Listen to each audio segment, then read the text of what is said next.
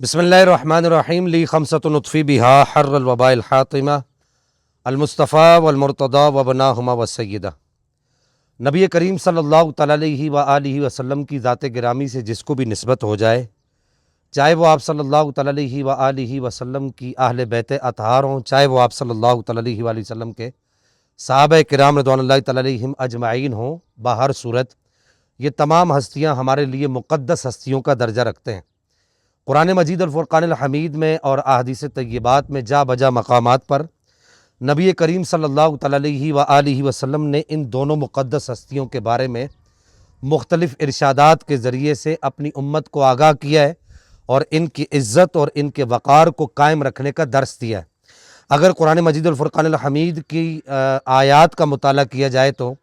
اللہ جل مجدہ الکریم قرآن پاک میں بباغ دوہل یہ ارشاد فرماتا ہے کہ لا یستوی منکم من انفق من قبل الفتح وقاتل اولئک اعظم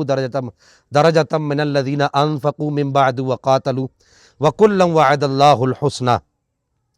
یہاں پر اللہ جل مجدہ الکریم واضح طور پر ارشاد فرما رہا ہے کہ صحابہ کرام کی دونوں جماعتوں کا ذکر کر رہا ہے، اور دونوں جماعتوں کا ذکر کر کے اللہ جل مجدہ الکریم دونوں جماعتوں کو اہل ایمان کے لیے مقدس اور متبرک اور اہل ایمان کے لیے بلند درجہ اور وقار اور مرتبے والا قرار ارشاد فرما رہا ہے، یعنی قرار دے رہا ہے۔ یعنی اللہ تعالیٰ یہاں ارشاد یہ فرما رہا ہے کہ جن لوگوں نے فتح مکہ سے پہلے انفاق اور قتال کیا، یعنی اللہ کی راہ میں خرچ کیا اور انہوں نے جہاد کیا، ان کے درجے بڑے ہیں ان سے جنہوں نے فتح مکہ کے بعد انفاق اور قتال کیا، یعنی اللہ کی راہ میں خرچ کیا اور جہاد کیا۔ تو یہاں پر دونوں کے درجوں کو اللہ جل مجدہ الکریم نے اہل ایمان کے لیے بڑا رکھا ہے۔ ہاں، یہ ایک علیحدہ بات ہے کہ قرآن پاک نے فتح مکہ کے بعد والوں کا درجہ کم رکھا ہے اور فتح مکہ کے بعد پہلے والوں کا درجہ زیادہ رکھا ہے۔ اور آگے یہ ارشاد فرمایا کہ وَكُلًّا وَعَدَ اللَّهُ الْحُسْنَى، سب سے اللہ جل مجدہ الکریم نے جنت کا وعدہ فرما رکھا ہے۔ دوسرے مقام پر اللہ تعالیٰ نے ارشاد فرمایا صحابہ کرام کے بارے میں، اس میں اہل بیت بھی داخل ہیں، کہ اللہ نے ارشاد فرمایا کہ رضی اللہ عنہم ورضوا عنہ، اللہ ان سب سے راضی ہو گیا اور وہ اپنے رب سے راضی ہو گیا۔ پیچھے جو میں نے آیت کریمہ پڑھی سورہ تحریم کی آیت نمبر 10 ہے غالباً، اس میں بھی صحابہ بھی شامل اور اہل بیت اطہار بھی شامل ہیں۔ اور یوں ہی اللہ جل مجدہ الکریم صحابہ کرام رضوان اللہ تعالیٰ علیہم اجمعین اور ان مقدس ہستیوں کے بارے میں، چاہے وہ اصحاب ہوں چاہے وہ اہل بیت ہوں، کہ اللہ تعالیٰ ارشاد فرماتا ہے کہ اولئک حزب اللہ، یہ اللہ کی جماعت ہے، الا ان حزب اللہ، کہ بے شک یہ اللہ کی جماعت جو ہے یہ غالب ہوگی۔ اور کہیں اللہ جل مجدہ الکریم ارشاد فرماتا ہے کہ ان الذین قالوا ربنا اللہ ثم استقاموا تتنزل علیہم الملائکۃ الا تخافوا ولا تحزنوا وابشروا بالجنۃ التی کنتم توعدون، کہ اللہ تعالیٰ پاک پروردگار ان کے ایمان کو کسوٹی قرار دیتا ہے، یہ چاہے اصحاب ہوں چاہے اہل بیت اطہار ہوں، کہ ان کا ایمان اتنا مضبوط ہے کہ جب یہ کہہ دیتے ہیں کہ قالوا ربنا اللہ ثم استقاموا، تو پھر وہ ڈٹ جاتے ہیں اپنی اس بات پر، پھر آگے ان کے لیے بشارتیں اور ان کے انعامات کو اللہ تعالیٰ ذکر فرماتا ہے۔ اور یوں ہی اگر آپ قرآن پاک کا مطالعہ کریں تو دوسری جگہ ایک اور جگہ پر اللہ تعالیٰ ارشاد فرماتا ہے کہ اولئک علی ھدی من ربہم واولئک ھم المفلحون، کہ یہی لوگ ہیں جو اپنے رب کی طرف سے ہدایت پر ہیں اور یہی لوگ فلاح پانے والے ہیں۔ یعنی کہ قرآن پاک میں سینکڑوں آیات آپ کو ایسی مل سکتی ہیں کہ جہاں پر اللہ جل مجدہ الکریم ان دونوں مقدس جماعتوں کے بارے میں واضح طور پر ان کے وقار اور مرتبے کو واضح فرماتا ہے، ان کے وقار اور مرتبے کو امت پر لازم فرماتا ہے، گویا کہ یوں کہیے کہ امت کے لیے ان کے وقار اور مرتبے کو ملحوظ خاطر رکھنا فرض قرار دے دیا گیا ہے۔ اور صحابہ کرام کے بعد اگر اہل بیت اطہار کی بات کریں تو قرآن واضح طور پر ارشاد فرماتا ہے قل لا اسألکم علیہ اجرا الا المودۃ فی القربى۔ مسلمانوں کا بچہ بچہ اس آیت کریمہ کا ترجمہ جانتا ہے۔ اور یوں ہی اللہ جل مجدہ الکریم قرآن پاک میں ارشاد فرماتا ہے انما یرید اللہ لیذھب عنکم الرجس اہل البیت ویطہرکم تطہیرا۔ یہ کس کو کہا جا رہا ہے؟ یہ نبی پاک صلی اللہ تعالیٰ علیہ وآلہ وسلم کے اہل بیت کو کہا جا رہا ہے، نبی پاک کی ازواج کو کہا جا رہا ہے، آل کسا کو کہا جا رہا ہے، آل عبا کو کہا جا رہا ہے، کہ اللہ تعالیٰ نے ان کو بالکل پاک کر دیا، رجس سے دور کر دیا ہے۔ تو یہ دونوں مقدس جماعتیں قرآن پاک کی تعلیمات کے مطابق، اور یہ دونوں مقدس جماعتیں قرآن پاک کی تعلیمات کے مطابق اہل ایمان کے لیے مقدس ہیں، متبرک ہیں، صاحب وقار ہیں، صاحب جاہ و جلال ہیں، مرتبہ و کمال ہیں۔ اب جس طرف میں آنا چاہتا ہوں، احادیث میں یہاں پر نہیں پڑھوں گا چونکہ وقت مختصر ہوتا ہے، جس طرف میں آنا چاہتا ہوں گزشتہ دنوں ریحان طارق صاحب کے پوڈ کاسٹ کے اندر ہمارے ملک پاکستان کے ایک رافضی عالم نے، جس کو جواد نقوی کہا جاتا ہے، اس سے سوال کیا گیا کہ تم لوگ یعنی یہ جو روافظ ہیں، یہ اہل تشیع حضرات جو ہیں، یہ حضرت سیدنا امیر معاویہ رضی اللہ تعالیٰ عنہ و ارضہ و عنہ کی قدر کیوں نہیں کرتے،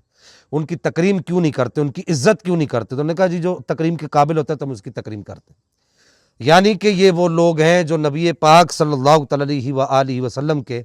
اصحاب اور نبی پاک کے اہل بیت کے جو آپس کے جو معاملات ہیں، جن کو مشاجرات کہا جاتا ہے، ان کو سامنے رکھ کر یہ نبی پاک صلی اللہ تعالیٰ علیہ وسلم کے اصحاب پر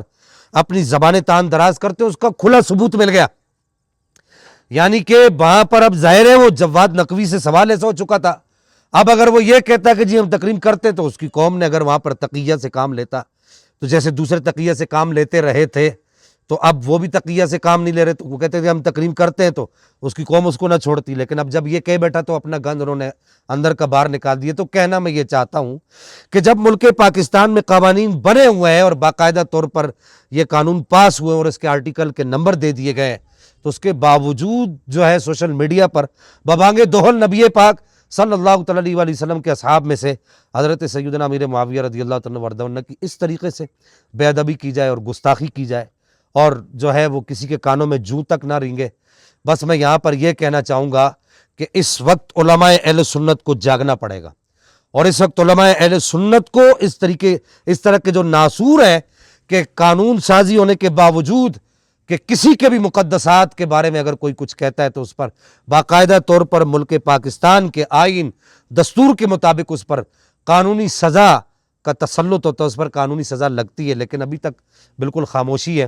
تو اس کی وجہ کیا ہے کہ میں سمجھتا ہوں اس کی وجہ یہی ہے کہ ہمارے حلقوں کی طرف سے اس پر آواز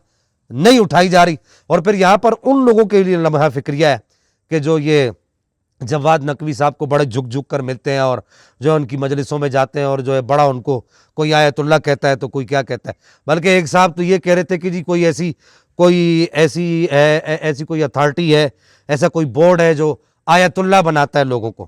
خیر یہ آیت اللہ تو ان کے لیے درست ہے ہی نہیں ہے لفظ، اگر لعنت اللہ کہیں تو وہ بالکل درست ہوگا۔ تو وہ جی ایک صاحب یہ کہہ رہے تھے جن کو ڈاکٹر طاہر القادری کہتے ہیں، وہ یہ کہہ رہے تھے کہ جی ان کو آیت اللہ کا ٹائٹل دینا چاہیے۔ استغفر اللہ ثم استغفر۔ نبی پاک صلی اللہ تعالیٰ علیہ وسلم کے اصحاب کے لیے اگر کوئی آدمی اس طرح کی زبان استعمال کرے تو اب چلے، اس وقت آپ کو اگر غلط فہمی تھی تو اب کم از کم اپنی زبان کھول لیں، اب کم از کم بول لیں کہ جی ہم سے یہ غلطی ہوئی ہے، ہم نے جو ہے اس آدمی کو یہ اس طرح کا جو آدمی تھا ہم نے اس کے بارے میں یہ کہا، تو نہیں یہ نہیں کہیں گے، کیونکہ